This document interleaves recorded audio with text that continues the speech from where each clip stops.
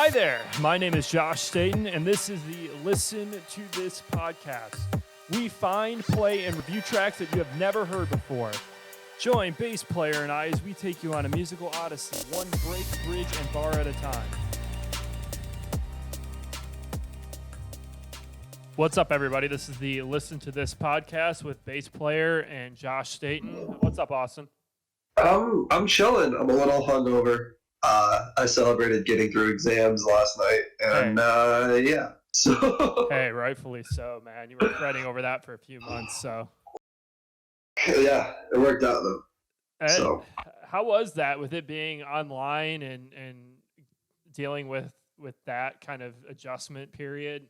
Being used to just... I mean, it was great for me because I'm kind of a hermit anyway. So the less reasons I have to leave my room, the better. But generally, I mean, my life wasn't really all that affected because my life was go to school, go to work, do homework, sleep, more or less. And then, well, I didn't have to commute, so I could actually get more sleep and just wake up. Like, I would have my laptop on my bed. I'd have an alarm set for 8 o'clock. Alarm would go off. I'd turn on my computer and be online for work, ready to go. That's the nice thing, man. You'd be surprised about how much sleep you actually gain from the fact that it's been so nice. You don't have to do any like food prep or anything like that. You don't have to, you just wake up right when you're ready for work. I mean, I'll be honest. Sometimes I wake up at freaking 6:45, jump in the shower, take a quick 7-minute shower, and then jump on my computer and I'm ready to go. So I feel that for sure. I have been dearly missing the weight room. Good old Deadman Center. 9 days from the time of this recording. So it's coming, man. Oh man, I've been looking forward to it so much. I am literally so excited to be moving back to the city next weekend. I can't begin to tell you. I need my life. My life is slowed down so much, which has been good. It's been good to a certain extent. I've been able to kind of focus in on some other things and kind of lock in and reset my batteries a bit and kind of get refocused on what I need to be focused on. But yeah. I'm definitely ready to get back to a faster pace of life for sure, and definitely the gym. Yeah. So recently I've been really hitting my triathlon training hard. I've been running and biking every day and really been consistent with that. But honestly, outside of pull-ups, which I love doing pull-ups, and I've been doing all right with push-ups too, other facets of my body have been neglected. So I definitely am excited to kind of get back in the gym and kind of work on, my shoulders and work on some of these other parts of my body that I haven't been hitting very, very hard. So yeah, my shoulders have been the thing probably most affected by this. Oh, definitely. I feel like my legs have been good because I mean, even when I've been doing lunges and squats, body weight squats and stuff as much as I can be. Obviously, there is going to be a strength loss, but even with that, I've been biking and doing some other stuff too. So that's been good, but definitely the shoulders. Chest is all right. Yeah, for me, I threw in the towel on trying to keep muscle mass. And for those of you who don't know, I was prepping for a bodybuilding competition prior to this pandemic, and now I'll be competing in one next year, around April next year. I kind of threw in the towel on trying to keep muscle mass during this pandemic because I just don't have the means or the equipment. Yeah. People are like, oh, body weight, but I can't overload on body weight the same way I can with iron. No. It's just not the same. No, it's not. And so I've taken some time to work on some mobility. I've nursed this wrist injury and it's feeling really good. So it's more so that I'm ready to move back to the gym, even if I have to start slow. Right. More so than I was worried about, I still got to hit all my macros and da-da-da. It's no, I just took this as a break. Yeah. It's been a good break for multiple reasons. But anyway, I guess we'll try to just get into the first track here. I'll let you talk about it a little bit. I approached this episode a little bit different since these were songs that you had put on the list for us to play and talk about. I kind of did a little bit of pre-research, kind of looked into a few of these producers a little bit and kind of seen what they had made, and did as much research as I could, just to kind of get a better idea of what they've made previously and how their style has evolved. But yeah, go ahead and talk about this track a little bit before we play it. Yeah, so this is Oliver Tree's song, the Odd Mob emo edit. Odd Mob, Oddities. Odd Mob, he's I wouldn't call him a class clown of EDM like Dylan Francis, but he definitely does not shy away from the meme culture, to say the least, which I really appreciate. So it makes a lot of sense that he made a remix of an Oliver Tree song. Yeah, that's that makes Don't get me wrong, sense I love Oliver Tree. Don't get me wrong, but Oliver Tree's whole thing is also a meme based on a wig his mom had and a ski jacket that was laying around his closet. Which it's some like his brand is some real early, like some late 2000s YouTube. You know what I mean? Oh, for sure. Oh, that's a perfect description. Late 2000s YouTube culture is what Oliver Tree is. Yeah, 480p. 480p personified. Yep. So as you could probably guess with what I like to listen to, this is some pretty classic G house, although it is at 130 BPM. It is a little faster. But yeah, just run it. We'll talk about it in a minute. All right, so let's check out some Odd Mob.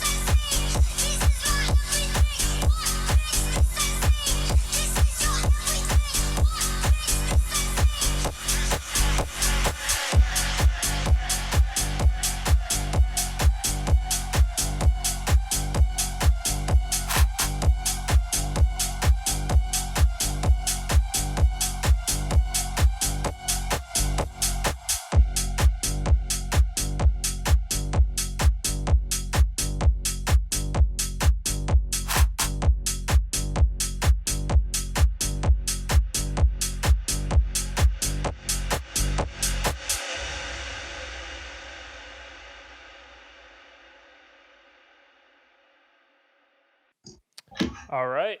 Well, there we go. Fun song. Yeah, no, it is. I definitely jotted down a few notes regarding this track. I generally really liked it overall. I think one of the things that I liked best about it is I went back and listened to the original too. And I like how the bass line was really similar to the original. Yeah. Just better. It was definitively better. But it kind of kept that same vibe as the original. Yeah. Which I personally like when I listen to remixes. I kind of like a sense for that original song, but also, kind of a different vibe that the producer brings along with their style and their experience producing. And that's typically what I like to hear. Another thing about the song that I really like too, and I don't know if you kind of picked up on this, but the percussion seemed to be like the decibel level seemed to be a little bit lower than usual, at least from what I'm hearing. And to me, I actually like that because it allows me to kind of focus on other aspects of the song that I think really kind of place the focus on those things, the things that the song does well. And I really like that. The percussion doesn't seem obnoxious. It doesn't seem like in your face. Well, the big thing with that is when you have that syncopated bass line going the whole song, there's no reason to have a kick whose attack is so hard that it overpowers the syncopation. Right. Because then all of a sudden you're forcing something on an uptick to be complementary to something on the downbeat, which is the opposite of what syncopation is supposed to do. It's supposed to shift the emphasis of the song over, right? And so if you had overpowering percussion, it would ruin the whole point of having that bass line in the first place. So. And that makes a lot of sense. But yeah, I love that bass line. Another thing that I really liked about it too, especially I really enjoy the second drop. The second drop, or is it the second or the third one? It's whatever the last one is. Second, technically, yeah. I really like that one. And I noticed parts of the drop have a little bit of an electro house influence, just a little bit. Yes, they do. Yes, they do. And obviously, I really enjoy electro house. So I mean, I love this song. The only thing I will say about it is there was like in the verses somewhere there was like a little bit of like a distorted bass wobble. I think there might have been only one or two that I was a little bit unsure about, but that's really the only negative thing I have to say. The rest of the song. Yeah, I could see how things get a little bit muddled there, especially when he has all the vocals pitched down. So, I mean, but it is what it is. No, but I mean, that's a small complaint. I mean, overall, I think it's tiny. It's barely noticeable. And I did misspeak. I said this song was 130. It's 128. I checked. Okay. But there is another song that On Mom has that I have in my mixes that's 130, and I got too confused. But I was checking out some of Odd Mod stuff, and it's really good. It's kind of weird though to see how his style changed over the years. I went back. Yeah. I went back and even dug back into his stuff that he released back in 2013 too, and it was really cringy Big Room stuff back then. All Big Room is cringe. yeah. But it was just weird to see because I mean you could definitely see a really strong progression in a matter of 3 years. I would say this style, because this song was released about 2 years ago now. Somewhere up. Yeah. And I don't know exactly. Yeah, it would have had to been because I think the original came out a couple years ago. So, but it's weird because it kind of harpens back to his style back 4 years ago or so. It's not very in line with what he's been making for original tracks recently. Right. Which I love a lot of his original tracks recently. Maybe not so much your style, but there's a track, I forget what it's called now. Let me see, I'll look it up. It's really, really Bad Moon. Yeah. It's a little more chilled, but I just love the distorted vocal melody with the piano chords in the background of the drop. I just really like that song. But no, he's a really good producer. I just think it's weird because I would say that song kind of harpens back to tracks that he did, like his original track Gassed Up and Diffusion, kind of stuff like that. Gassed Up, yeah. Yeah, that he was making 3 or 4 years ago, more so than what he's making now. So maybe with this kind of side channel that he has, maybe he still has a desire to make, bass I saw house a thing. I saw a thing that Oliver Tree was just a white Tyler the Creator. Yeah, he is. I was like, that's kind of what. He apparently. Well, he opened for Tyler the Creator's tour a couple years ago. Yeah. So, which makes a lot of sense. That would be an interesting concert to go to, if nothing else. Sheer intrigue would get me to buy a ticket. And I was checking out some of his stuff. Some of his stuff, like I really like. I think he's an extremely talented musician. Oh, he's so talented. There's no doubt about that. Yeah, I mean, clearly he knows what he's doing. I think for me, it's hard for me to separate, or it's easy for me to separate memes and music. I have a hard time like combining the two. Because for me, you're not fit for TikTok. That's for sure. No. Because it's for me, I trust me, I love comedy. I love stand-up comedy. I love sketch comedy. I love anything that'll make me laugh. I love. But for me, I've never enjoyed like comedic music. I mean, even like when I was even Bob Burnham. No, like really? Even going back to like when I was 11, 12 years old, and I fucking love Bob Burnham. Yeah, I just can't, man. Like they're two separate things to me. Like, if I want to laugh, I want to sit down and listen to somebody tell some funny jokes or do a weird skit. I mean, okay. Just my preference. Hey, it's just my preference. I'm just like, all right, sure, yeah. So, but I mean, you're entitled to your wrong opinion, but yeah. Well. But that being said, he is extremely talented, and I definitely do respect him as a musician, and I definitely do like a lot of the stuff he's put out. So it's just it's the sunglasses and the haircut, man. I mean, I know it's just like that whole like image is just I don't know, but I guess we can move on. But overall, I think Odd Mob's a great producer, and I think it's a really enjoyable track, and really kind of puts a really cool spin on an already popular track. But I think that was a great choice, man. Yeah. So the next thing we're looking at is DJ Slink's remix of "I Want You." "I Want You" is by Chris Lake and was on the Houselet EP. Which, by the way, the Houselet EP is just absolute flame front to back. Mm-hmm. And people are like, if you don't know the Houselet EP, that's where Chicken Soup came from. Mm-hmm. By Skrillex and Abstract. Yeah, that was like, so please do yourself a favor, go listen to the whole thing. It's amazing. Yeah, that's like 3 years ago now that came out. 2, I think 3, maybe 3. Uh-huh. Either way, it's just really good all the way around. So go check that out. So Slink is a Jersey Club artist through and through. He literally does not make anything else ever. He comes out with a song every like year and a half. Can't rush good art, man. I guess, but I feel whatever. Don't get me wrong, I love Slink, but I could use a little more output. But whatever. That's just because I want to hear more of Slink. That's not a knock against his whatever he does. Mm-hmm. I just want to hear more Slink. Right. But Jersey Club's fun.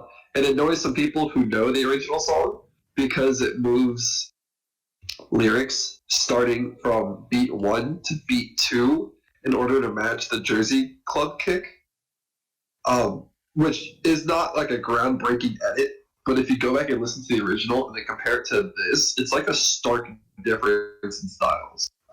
Just go ahead and run this remix, and then I'll make some comments about Jersey Club as a genre. Probably. Yeah, sounds good. So this is the original song is by Chris Lake. The track's name is "I Want You," and this is the DJ Slink remix.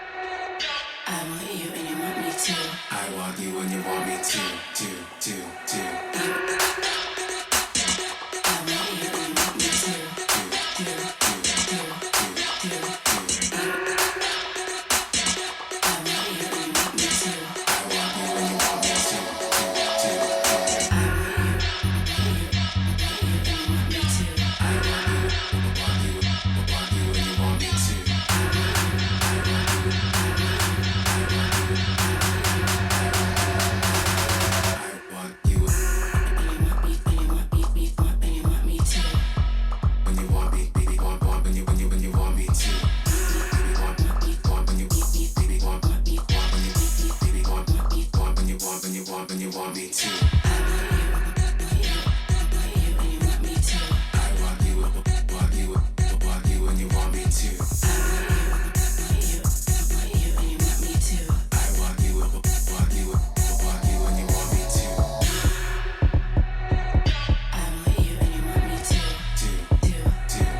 you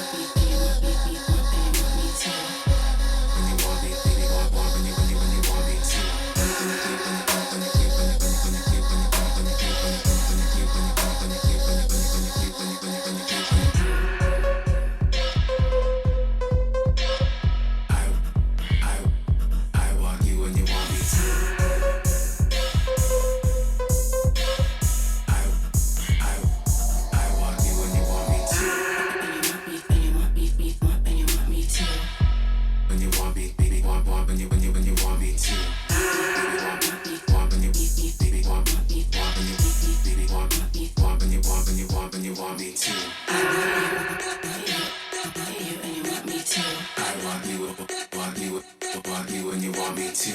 I want you and you want me to. I want you and you want me to. Do. I want you and you want me to. Oh man, I wish I could nail like one of these like track intros. I hope I can get to the point of just like saying the artist's name correctly and saying the track name correctly and just being a good podcast host eventually. Did you not get it right this time? I thought you did fine. Okay, maybe I did. I don't know. I just felt like I butchered it. No, you were fine. You were fine. But anyway, that was Slink. The DJ. Oh man, I fucking love Jersey Club. Okay, so like, I'm just going to dive in because like, man, so many things are going on in this song. Man, okay, so there's not much of a rise, which I really enjoy because rises are really dumb and they fit in this stupid trope of EDM that everyone always punches in because it caters to all the people rolling on Molly in the front row who are crying during the middle of a trance set that has no deserving of being on the main stage. And it gives dance music a bad rap. And Jersey Club is a reductive savior of dance music that doesn't have to follow that stupid pattern. Because kick patterns change, vocal edits change, percussion on the snare change, snare placement timing change. Different synths were added. There was one small rise that was quote unquote like 16 bars at most. I don't even remember. And then it gets straight into the action. And then the action's good the whole time, and that's all you have to do. And you add some. I feel like he could have added some more hi-hat rolls, but that's just me being, I don't know, picky, I guess. Ridiculous. But like, oh, dude, oh my god, the second drop where it drops the woman's voice and then like adds a sub punch, and I'm just like, and then you hear like the added snare that almost has like a baseball smack sound to it. Oh man, it's funny because makes me go crazy every time. I go bonkers, bro. The notes that I wrote down pretty much mirror what you just said. Oh my god! Oh my god! It's so. The start of the second drop is probably the first thing that you know I remember. It's great. It's awesome. It's such a nice change up. This just slaps, bro. It's awesome. The sub bass is another thing that immediately when we first got to the first drop, when I first heard this track, that I really noticed. I just think the bass in general, the bass and the sub bass, just really like hit you. No. And it really makes it really is a great dance track. Hits, bro. Yeah. Also, shout out to Jersey Club for being able to make, because like you think G House is simple, right? It has like kick, snare, hat, synth. Jersey Club can even dumb it down even more. It can go kick, hat, vocal, and still be good. No, it is, and I think that harpers back to our conversation. And I think it maybe was episode 1 where we talked about how the fact that music doesn't need to be complicated to be good. It just you just need to come at it from a creative perspective and think about what you want to hear as a musician. Like if I go to a show, what do I want to hear? And generally, if you go about it that way, I feel like you can't go wrong. So no, but I mean, generally the whole track I loved. I think the only thing that I would say about the track would be the intro. Maybe to me felt a little bit. I understand there needs to be an intro there, and it needs to be kind of a certain length so that you can mix it into a set. I felt like if the intro was going to be that long, I would have. I don't know. It's a weird feeling. I wish. Yeah, I know. I agree. I would have cut the initial part in half, and I think you could get away with that in a Jersey Club set because, quite frankly, Jersey Club transitions are 8 bars. Like you just don't have that much time because a lot of Jersey Club tracks are not even 3 minutes long anyway. Like they barely push 2 minutes most of the time. Yeah. And so to move in and out quickly on a genre that doesn't have rises or builds to work with is kind of paramount. And so for something to have that long of an intro can kill the vibe and pacing of a mix. So I would, but there's something to be said about, because if you listen to Animal by Trippy Turtle, same kind of concept applies where the intro is really long, but it would be a banging intro to a mix or a set for the night. And so you have to have that kind of play in as well. So if you can kind of create some excitement through the first intro by extending it on the first part of a mix, then by all means. And so I think that would fit in that scenario. Okay. So that's when you would probably play that song then. It would be at the beginning. Okay. First. Okay. First. Yeah. Yeah. So then that would make sense. But that was really the only negative thing that I heard in the track. Like overall, I thought it was very well done, very well produced, and I quite thoroughly enjoyed it. So I don't have much to say. I still maybe prefer the original just a little bit. Just a little bit. Yeah. But overall, I think it's a great. But anyways, those are my thoughts on that one. Do you want to talk about Make It Last a little bit? Yeah, so Make It Last by Faded Fox was actually Faded Fox's first single, which is kind of cool. Faded Fox, he's part of the Fofo Fadi crew with Trippy Turtle and Drippy Dolphin and those characters. There's a few more members whose names I'm not remembering, and I apologize to them. But they're really good. I've been a big fan of Trippy Turtle for a very long time now, probably 6 years or something like that. And I got into the rest of the Fofo Fadi crew probably, I don't know, 3 years ago maybe. And so that's how I found Faded Fox, was just going down a rabbit hole on SoundCloud, which is kind of the story of my life. Right? So SoundCloud's Faded for, Fox. man. So that's exactly what it's for. So Make It Last, Faded Fox in general, is a much more lighthearted artist. Very much, quote unquote, for the vibes more so than it is dance music. But because he actually lists the other guys in the group. Because guys like Cha Cha Chip and Drippy Dolphin and Trippy Turtle much more make stuff that's built for you to dance more often than not. And then Faded Fox tends to make stuff that's a lot more chilled, which is fine. There's absolutely nothing wrong with it. He does it wonderfully. So he does it mostly by dropping tempo. He's in major keys a lot. He, she, I actually don't know technically. They. Yeah, but, that's what I was wondering, because I was trying to do some Reddit research and figure out who this was. Well, the group in general, they're like Daft Punk. They don't really share their true identity. I mean, barely anyone knows what Trippy Turtle actually looks like. Yeah. And that's fine. That's cool. I like his music, and that's why I'm here. So we'll just go ahead and play the track, and I'll probably make some comments afterward because I haven't listened to this in a while. So. Yep, sounds good. So this is going to be Faded Fox with Make It Last.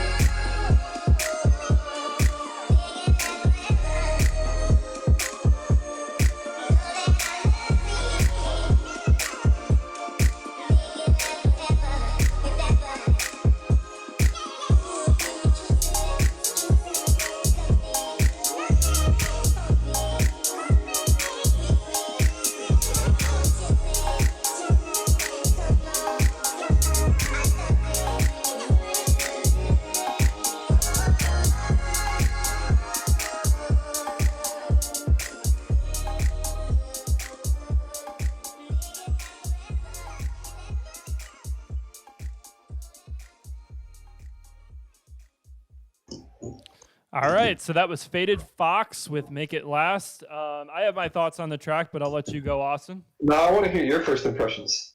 So let's start off with what I like about the track first. We'll start off with the positive. I definitely really, really enjoyed the quote unquote drops. Right. I don't know if in this genre if I would call them drops, but I really like the vocal chops in them. I like how the vocal chops were layered and pitched differently. There was really nice groove to the drops that you could really get into. So I thought the drops were excellent. I also love the way he ended the track too, kind of expanding on the vocal melody more and kind of fading that out eventually. I agree. That was awesome. I actually really like what is that cowbell that I hear in the drop? That is cowbell. Yeah. So I really like that too because I feel like it adds another element to the drop. The one thing I will say, and getting into more my critique of the track a little bit, I guess, is I don't know how I felt about it in the intro because it was kind of like produced it to sound a little bit differently in the intro. Yeah. I didn't love it in that context, but I did in the drop, and that's just kind of personal preference. Hey guys, I was vibing with the intro. I was like, we're here.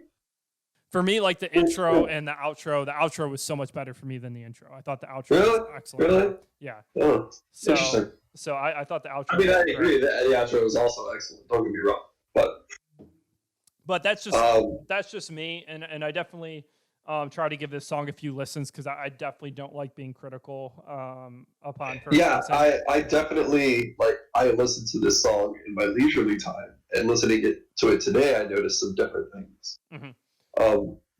Moving from drop to breakdown was a little disjointed.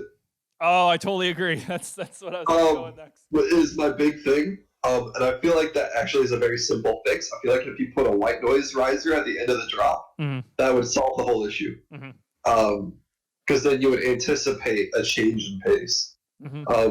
Although on the breakdown, what it did do really well is it had a low pass filter over the kick, and then it widened that sound as it went on. And that sounded beautiful. To be able to widen the sound of that kick of the 808 hits was A1. I was very happy with it. By the way, these vocals are taken from the song Make It Last Forever by Keith Sweat. So if you want to go listen to some R&B, hit that up. Yeah.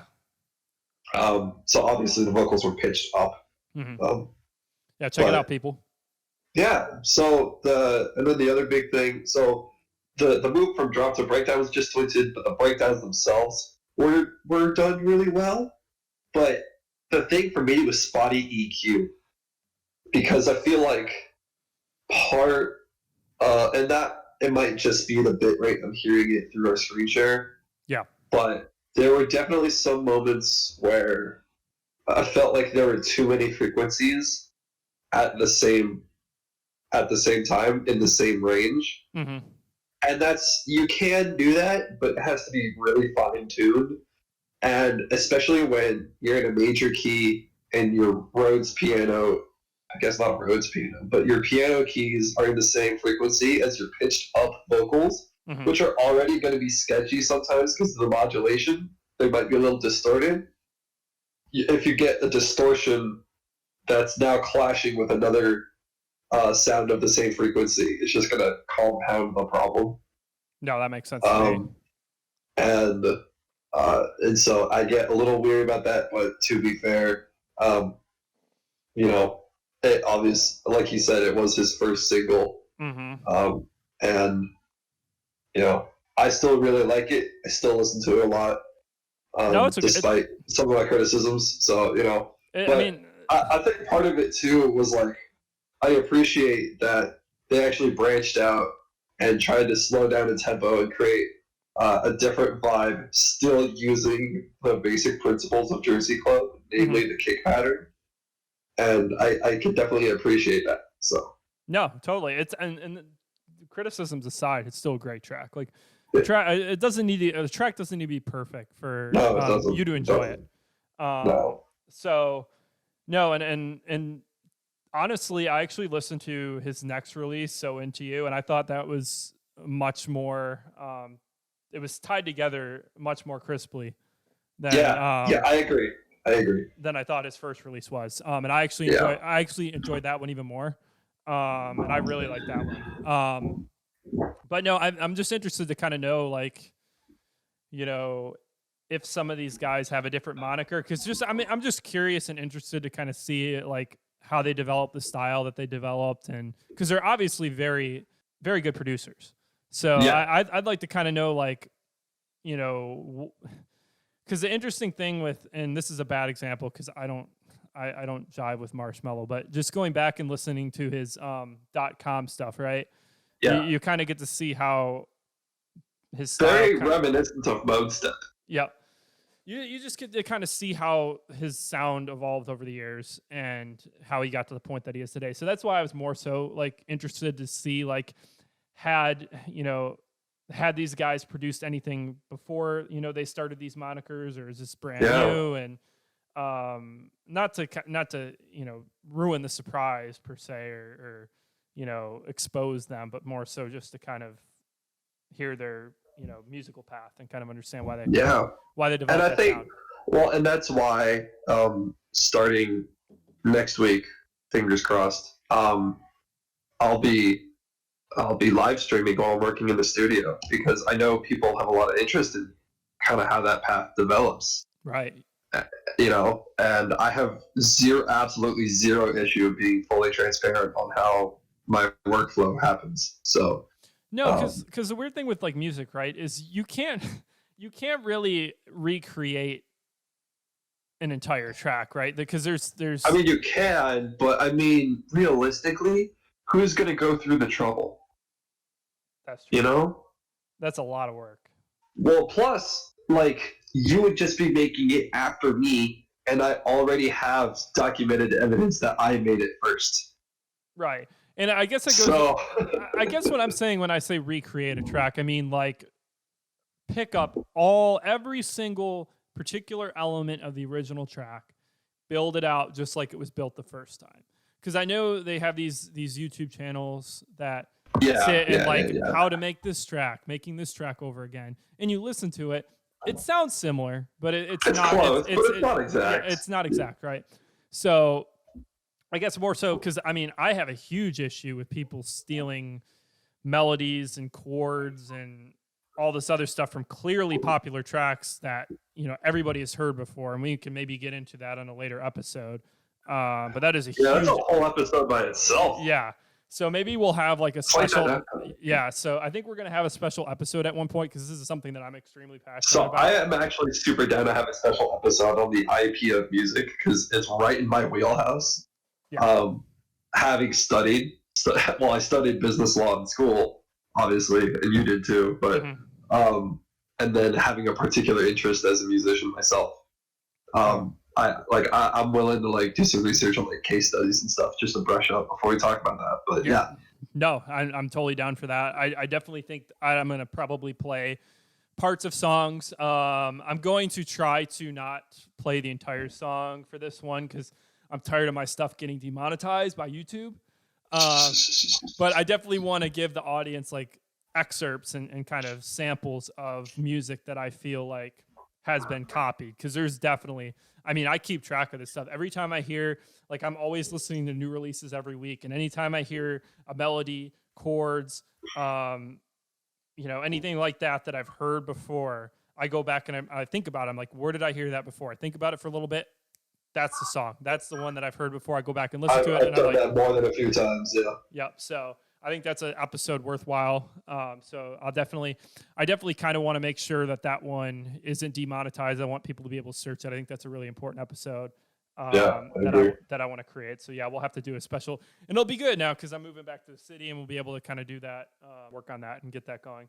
Yeah, that'd be cool. Yeah. So I guess moving on to the next track here, you want to talk about what we do a little bit before we play it? Yeah. So AVAA, his song "What We Do" is a very stark change in tone from the last two songs we've listened to say the least. Mm-hmm. I put this in one of my mixes recently, and I think it speaks to the power of simplicity yet again. Although the bass is edited clearly, Mhm. and you'll see. But yeah, just go ahead. We'll talk about it after. But All it's right. really good. It's one of my favorite of all the songs I've put in my mixes. This is top 5 of my favorites for sure. All right. Well, I think you guys will probably enjoy it too. So this is AVAA with What We Do.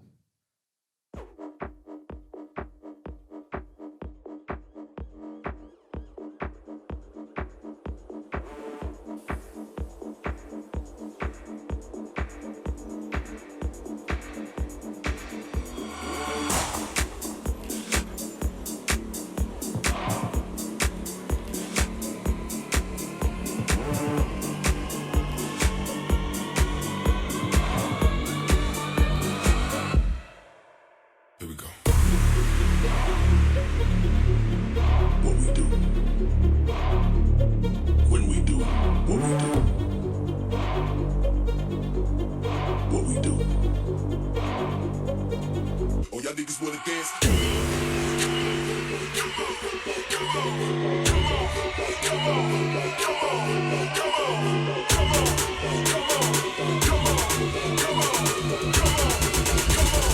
So I guess we should do what we do.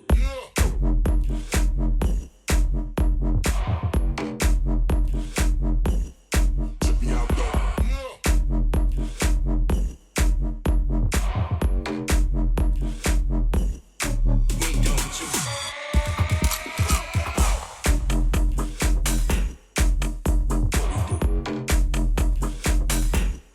Check me out, though.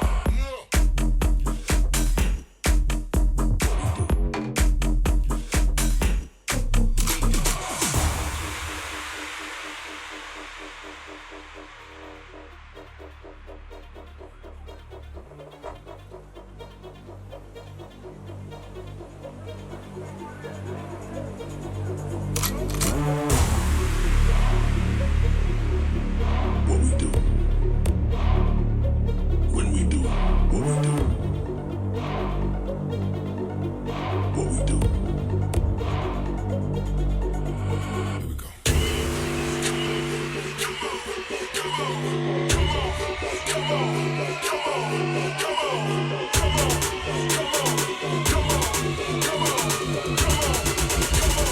So I guess we should do what we do.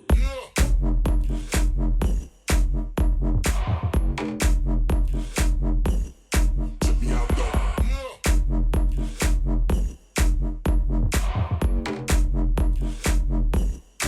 We ain't done with you.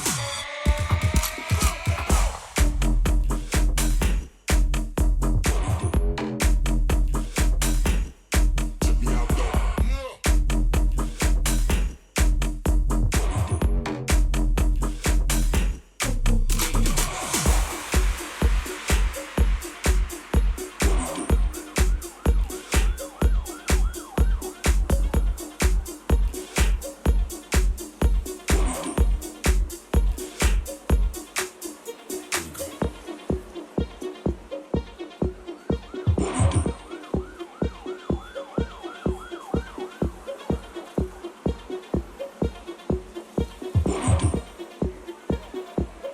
When we do what we do.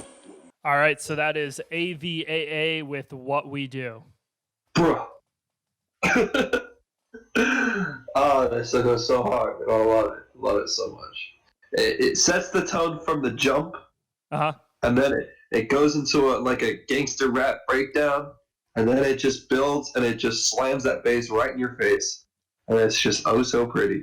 Oh, totally.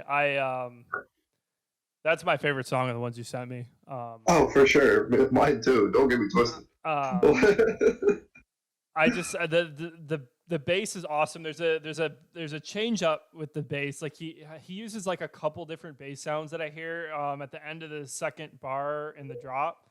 That I just think is awesome. I just think it's fantastic.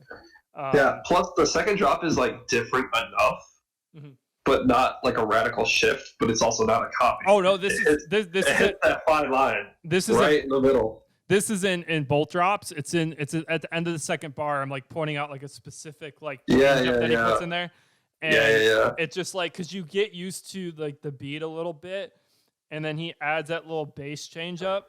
And yeah, Yeah, I know what you're talking about. yeah. So I just love that. I think there's like a second bass layer on in the second part of the drop, the first drop, that I just think is really, really cool as well. Actually, it's both drops. Yeah, it's both drops. Yeah. And I think that kind of adds another element too, to make it interesting and make you fully engaged throughout the song. And then I just love the way the verses build too. I think that's done perfectly. Yeah. And I think for the only question that I would have for you is he tags it as Thug House. What is Thug House? That's just a branding thing. That's not an actual genre. That's what I thought. I'm just like, is this like a it's new like, genre? No, it's like Crisley with Crunk Step. It's just a branding thing. Okay. You know? Because I'm like, trust me, if I knew what Thug House was, I would share. yeah.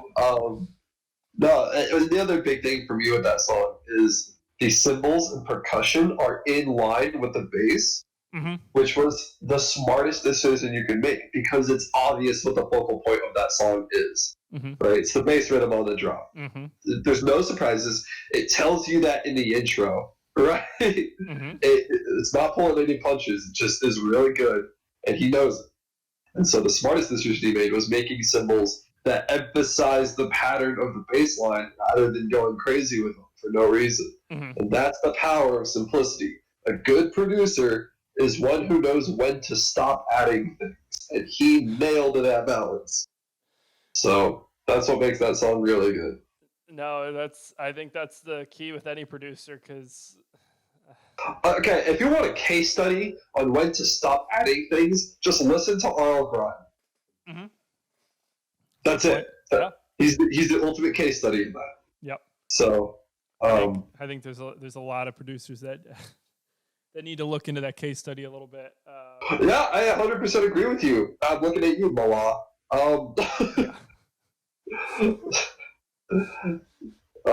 But yeah, so so kind of moving forward is kind of the hybrid of where G House and Jersey Club can kind of butt heads. Or I guess I should say they intersect rather. Is Dusty Bits. Dusty Bits are in a style called breakbeat, which is kind of a derivative of the like the Philly house, or the Philly club, Jersey club, kind of East Atlantic dance music scene that focused that kind of originally dove more into the hip hop end of things, with GJ's kind of step up and scratching things in the 80s. And then now it's kind of been altered into a way of describing how your beat is laid out, more or less, and the way it varies kind of on a bar-to-bar basis sometimes. There is some breakbeat that goes overboard with the breakbeat part, and it just gets really bogged down, and it's hard to find a rhythm. But I think and not every song ever does this, but Dusty Bits does a really good job of finding that balance between breakbeat element and the simplicity that we just mentioned. And so that's kind of where you find the magic. So I'll talk more about it after it plays. Yeah, we'll go ahead and play it. This is going to be Dusty Bits with Fully Strapped.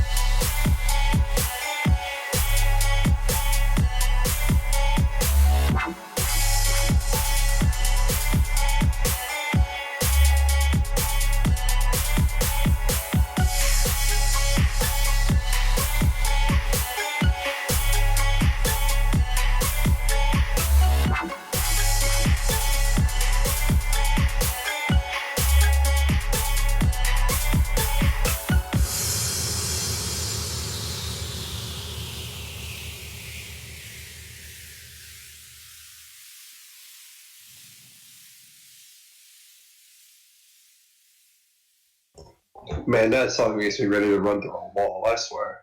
No, it's a great song. That's Dusty Bits with Fully Strapped. All right, I've got my thoughts on it, but go ahead and kind of share why you like the song and why you wanted to share it. One of the big things for me is that clap on the build. Man, that's just one of those. It's like you're in a stadium. You just. But that's just me. That's my envisioning of what happens. But so you can kind of probably guess where the breakbeat elements came in, right? Mm-hmm. When the eighth note closed hats come in and out intermittently, when you get that sweep, that noise, when you get anytime the beat drops out and punches back in, things of that nature. Again, I'm a broken record at this point, but this song is simplicity is the king, right? The kick snare pattern doesn't throw any surprises at you, but the melody is smooth, the percussion's really well done, it's EQ'd properly. It even has like some hip hop elements with the closed hat, but also has a deep house style open hat on the drop to kind of give it a little different bounce. It's got some splash cymbal in there. It's got it all. It's got a Jersey Club inspired kick pattern. It's not necessarily in the same style, but it's in the same ballpark, right? And you can tell where breakbeat and all of this kind of came out of that kind of East Atlantic, club style. Makes a ton of sense. The song kind of is an exemplar of that, and it's just twisted into a more hard electro modern version, right? Which is great. I love to see things, styles and kind of music history kind of come together in ways like this. That's part of why I really like Dusty Bits. Another big thing is one half of Dusty Bits is a guy by the name of Notix, Notixx, and he is on my Mount Rushmore of producers. I absolutely love Notix. I go crazy for him. So, dude, I was. It's funny, man. I was checking out Notix back in 2013 when I first. Dude, he goes hard. Yeah. It's so good. Yeah, no, his stuff is so good. I had no idea he was in Dusty Bits. He's one half of Dusty Bits. Which makes a lot of sense now, doesn't it? Yeah, no, it does. It does. But yeah, I remember he was one of the producers that I paid attention to. One of the first producers when I started checking out SoundCloud back 7 years ago. Right. And he was one of the ones that caught my ear that I kept checking out tracks when he kept putting out tracks and reposting them. But no, I think the majority of the song I loved. So I'm going to start off with what I did like about it. The main melody chime or whatever that is in the verses is pretty cool. It's pretty cool, isn't it? Yeah, it's pretty cool. I think it's a chorus. That would make sense. I think it's a chorus vocal sample that they kind of just threw in the background. I think that's most of it. Yeah, but it's real. It really adds a lot of intrigue to the verse and kind of keeps you kind of wondering where this is going before it gets to the drop, which I think is a good facet to the song. Obviously, like you stated, I thought the bass and the percussion were just outstanding. Especially in the drop. They were just. Everything was A1. Everything was perfect. I have no complaints about that. I thought that was awesome. For me, at first listen, I didn't know how I felt about the main synth in the drop. Now, in the second drop, I will admit this: the first few bars, or the first 2 bars, it's because the first part of the drop that's a little bit different in the second drop. The first half generally is different, but it's most noticeable the first 4. Yeah. So those first 4 bars there, I like that in that second drop. Yeah, it's outstanding. I think the lead synth works there perfectly. I think with the beat and the rhythm that it has, I think it's awesome. I will admit though, on second listen, because I did listen to this before we jumped on for the podcast. I did like the synth better this time that I listened. Now that I listened to it a second time. Yeah, it's not. So that, and I think that brings up a bigger discussion about not every synth you use has to be the nastiest synth you can find. Mm-hmm. It has to be the one that makes the most sense to the context of the song. Mm-hmm. Right? And I think the synth because it's definitely it's like a buzz saw. It's a saw synth, right, that they use. Well, the saw is layered on top of something else. The thing that gives it that crunch is kind of the buzz saw thing, and it's not. And usually you find those in dubstep for obvious reasons. But I think they did a great job layering that one in, and I think because like if you listen between the vocal chorus and then it kind of adds in these chimes, and then it rises, and then it kind of gives a preview of the synth that's to come on a variation of the melody that was handed over from the vocal chorus in the background. And so when you kind of put these elements together, they're not necessarily the nastiest drop you could build, but they flow with the song so well that as a whole unit, it's great.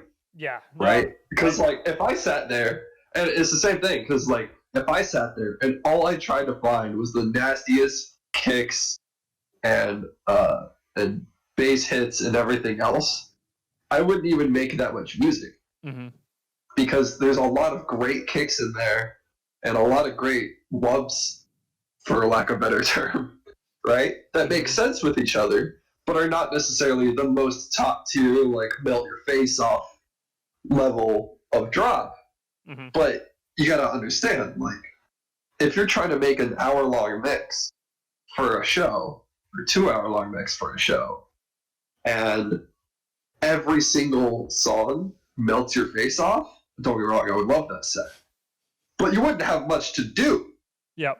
Right? Whereas, like, if you have things that kind of bend in style and bend in energy and kind of build into each other subsequently, and that comes down to having intros and builds and drops that build into their own separate units so that you can take that song or that track and then add it to other tracks that do the same thing well in their own context.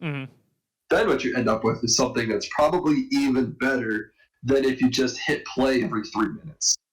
You know what I mean? No, that's an interesting point. That's a really good point. And so because the whole point of dance music is for the music to never stop. Right? And so if you just built a bunch of nasty drops and everything, it would feel pretty disjointed, despite the fact that the individual parts are good. But it's the ability to make things flow as a whole unit over time. And I think this song is kind of a microcosm of what a good mix is supposed to be. I agree. Now that you talk about that, I'm going to rescind that opinion, I guess, especially the fact that I liked it better the second time that I heard it. I guess the only other criticism I would have is I wasn't completely sure how I felt about the song just kind of dropping in right away. Like, yeah. But that comes down to I don't know. I actually have not tried to put this song in a mix, and I have not heard it in a mix. So I'm not going to comment on it. But what I could guess that they're going for is that if you played a song that was really high energy before this one would slot in perfectly. Good point. Yeah, that's a good point. But I haven't tried. So I guess it would be interesting. But I would guess if I was gonna put it in a mix, I would probably play something like, maybe like, I don't know, Pure Evil by Jaws and Sullivan King. Not necessarily not that song, but something that kind of amped up, and then if you brought it back down to this, then that intro would make sense. Yeah, just that energy, for an example. Yeah. Okay. Yeah. Well, that makes sense. But no, overall, like I said, all the songs were great. I think you chose some great songs this week. Just very small, like, kind of comments. And I know, as we spoke about in the first episode, just because I don't like certain things about these songs doesn't mean that I absolutely hate them. We're not going to put songs on that we just blatantly don't like. Yeah, that would make no sense, right? Yeah. So, except when I play trance. But and I even have criticisms of songs by Dylan, for instance, and I still listen to them. So, just because, we don't play, the big names per se, but, I still have criticisms of like Jaws and Dylan Francis and those guys. I have a lot of. We've talked about this before. I have a lot of criticisms with Diplo's recent work. So Yeah. Oh, dude, he's the thing about Diplo is he just puts out. I mean, I'll put like every once in a while. So I have this thing where I'll when I play Mario Kart with my brothers, we've got like a me character on the Wii, Yeah. and we created Diplo. So I'll just play as Diplo, and I'll just play his music the whole time. So I'll just put like his Spotify just on shuffle play. That's funny. That's funny. It's just like every song that comes on is like just so disjointed from like everything. Like everything is so different. Now the only thing that there's anytime he has any consistency with his music generally is like the older Major Lazer stuff. But generally, like a lot of his newer stuff, it's just so vastly different that it's like hard to like. And that's not necessarily a bad thing, but to the point of like, what are you doing, bro? No, like some of it's kind of sus. No. Music, like developing your sound and changing your sound is fine. Like, I mean, but I feel like there has to be like some sort of chronological, like, like it feels like he just like. I'm going to make this song. I'm going to make this song because this is popular. I'm going to do this. How old is Diplo? He's like in his late 40s, isn't he? He's got to at least be in his 40s, if not late 40s. No, I know for a fact he's in his 40s, but yeah, I think, well, because you got to remember, he's been doing this for a long time. Like, if not already, he's coming up on doing this professionally for about 30 years. Yeah.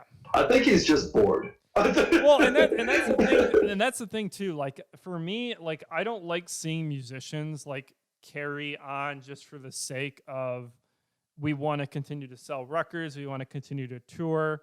I feel like at some point with him at his level, he's definitely acquired enough wealth at this point where he doesn't need to do this anymore. So he doesn't. So like if you're going to do this, like maybe he does still feel really inspired by the stuff that he's making, but I don't know. I can't see it. Some of it seems like it's just yeah, which is fine. Yeah, I don't blame him. I would do the same shit. Like I don't know. Maybe he gets enjoyment out of the mean kind of music that he's making now, or I don't. Who knows? I know. I'm not inside his head, but I know from if you look at his social media, he's genuinely having a good time. So no, I don't doubt that. As long as that's the case, by all means, do whatever you want. Yeah, I guess do you, man. I guess do you. And I like Diplo. Like, I'm not gonna say. Yeah, I love Diplo. But he's just I'm listening to like when I put him on shuffle play now. It's just like none of these songs like are like symbiotic at all. They're all just they're just made no sense. Yeah. So I don't know. I don't even know, man. But no, this is a really good episode. I think next week, I think we're going to try to do something a little different. I think we're actually going to play songs that we feel are definitively just not produced. Well, I don't want to say not produced well, but musically just not very jointed. Kind of, I don't know, what's the word I'm looking for? Songs we don't like. We'll just go with that. and explain why we don't like them. Yeah, not just like, oh, I don't like this artist, or I don't listen to dubstep. Like, don't be that guy. Yeah, and I guess we're not gonna play like blatantly just terrible songs. Just maybe like from artists that maybe we like some of their stuff from. But this song, maybe stuff where we feel like they just missed the mark. Yeah. So I think that would be fair, just to kind of provide a different perspective on music, because I think generally the first 3 episodes, like I said, with the exception of me playing that trance track, all of us, pretty much liked all the tracks that we played. So I think we'll do that for next week, just as kind of a change up. And that'll be interesting. The cool thing about next week is I'll be in the city, so hopefully we'll be able to record this in the same place, so there won't be this kind of disparity between the decibel levels of my mic and the sound coming through Discord. So make it kind of sound a little bit more professional and maybe a little bit more together. But I appreciate you all tuning in this week. I'm blessed to have our 4 listeners, and as we talked about, whoever it is that listens to us in France, thank you so much. That literally means so much to me. I checked out our stats on Thursday, and I was like so pumped when I saw somebody listen to us in Europe.